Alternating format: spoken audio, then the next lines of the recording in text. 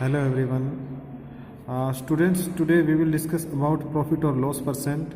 So how we'll find profit or loss percent? So here is finding profit or loss percent. So first we will read the statement. Profit or loss are often expressed in terms of percentage. Both profit and loss are always calculated as a percentage of the cost price. यानी profit and loss आपके कैसे calculate होंगे? Cost price से। Cost price से ही आप इसका percentage find out करेंगे। कैसे? देखिए, प्रॉफिट परसेंट और मीन्स आप इस प्रॉफिट परसेंट को ऐसे भी लिख सकते हैं and with symbol this one, profit percent और profit percent. Okay, profit upon CP multiply by 100। So ये इसका फॉर्मूला है प्रॉफिट परसेंटेज फाइंड आउट करने का। Profit percent is equals to profit upon CP multiply by 100।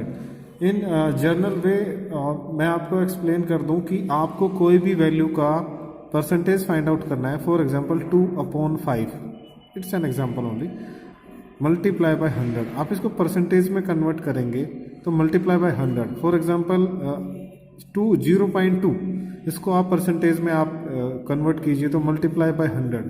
तो किसी भी value को अगर आपको परसेंटेज में कन्वर्ट करना है तो मल्टीप्लाई बाय 100 आप उसको कर दीजिए। परसेंटेज का मीनिंग ही आपको मालूम है, आउट ऑफ 100 पर सेंटम। आपने प्रीवियस चैप्टर परसेंटेज में इसको काफ़ी अच्छे से पढ़ा था। I hope you know very well about it, chapter number 14। Okay, so here is loss percent और लॉस परसेंट मीन्स आप इसको लॉस परसेंट, जैसे आपने प्रॉफिट परसेंट में लिखा था ऐसे भी लिख सकते हैं, लॉस परसेंट और loss percent. This is the symbol. So equals to loss upon CP multiply by 100। इसमें एक कॉमन चीज है बेटा, प्रॉफिट और लॉस, प्रॉफिट या लॉस दोनों में से आपको कोई भी फाइंड आउट करना है तो आप दोनों का फॉर्मूला एज इट इज लगाएंगे। कैसे? बस आपको चेंज करना है, प्रॉफिट के केस में प्रॉफिट एंड लॉस के केस में loss. Profit percent is equals to profit upon CP into 100 and loss के केस में loss upon CP into 100। So both are the formulas. ये दोनों फॉर्मूलाज हैं इनके, ये प्रॉफिट परसेंटेज फाइंड आउट करने का, लॉस परसेंटेज फाइंड आउट करने का। और सभी क्वेश्चंस में ऐसे ही होगा। आपको जर्नली एक चीज करनी है कि आपको profit and CP, loss and CP, ये वैल्यूज आपके पास होनी चाहिए किसी भी क्वेश्चन में। अब देखिए एक एग्जांपल लेते हैं, उसकी हेल्प से ज़्यादा अच्छे से समझ में आएगा।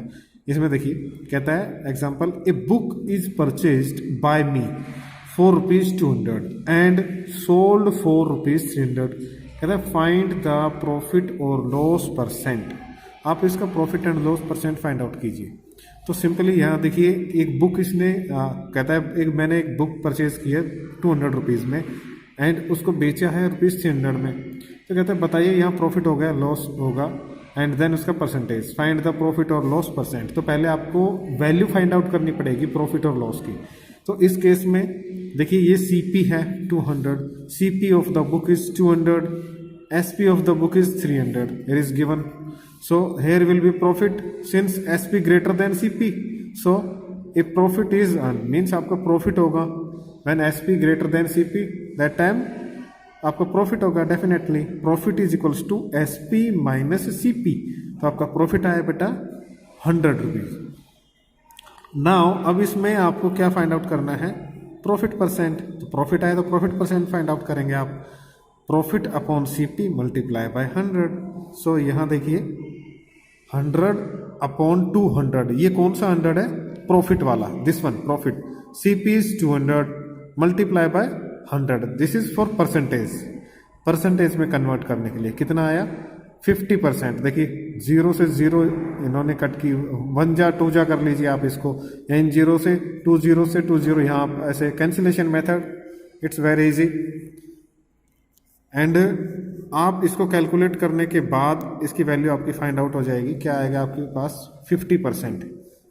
Is it? तो इसमें आप जैसे लॉस परसेंटेज के लिए भी आप इसमें कैलकुलेट कर सकते हैं। मैं इसमें से एक एग्जांपल उठा लेता हूं ताकि आपको इसमें अच्छे से समझ आ जाए।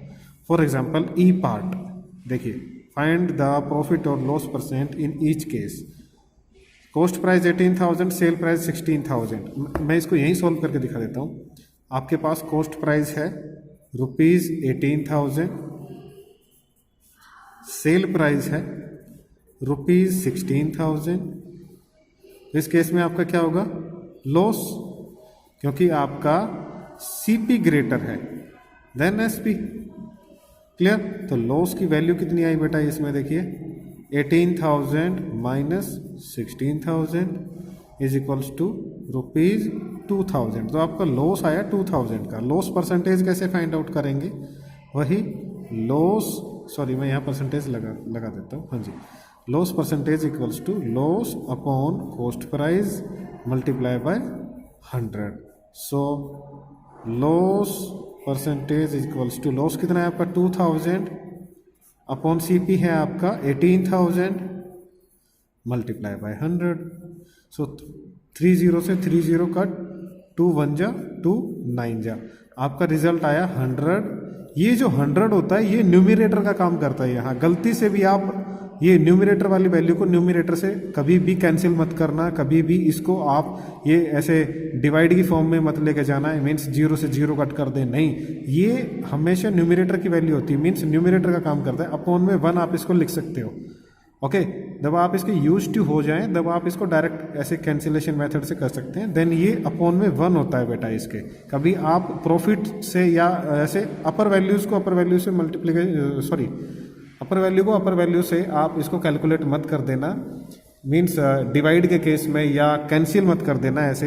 मेरे कहने का मतलब ये है कि आप न्यूमरेटर में प्रॉफिट है या लॉस है, जो भी वैल्यू है उसको आप इस वैल्यू के साथ मल्टीप्लिकेशन कर सकते हैं, लेकिन डिवाइड में मत लेके जाना, मीन्स डिवाइड मत करना, या फिर 0 से, जैसे इस एग्जांपल में आप देख सकते हो 0 से 0 मत कट करना, या आपका क्वेश्चन गलत हो जाएगा। ये दोनों मल्टीप्लिकेशन की फॉर्म में होते हैं। This is numerator and this is also numerator. So here answer is 100 upon 9%। तो आप इसको मिक्स्ड में कन्वर्ट कर सकते हो, तो ये आपका आएगा 11:1 upon 9%। This is your answer. I hope आप इसको अच्छे से समझ गए होंगे, and you will be able to do all the parts और complete this exercise. Try to do all the remaining questions. Okay, and thank you very much.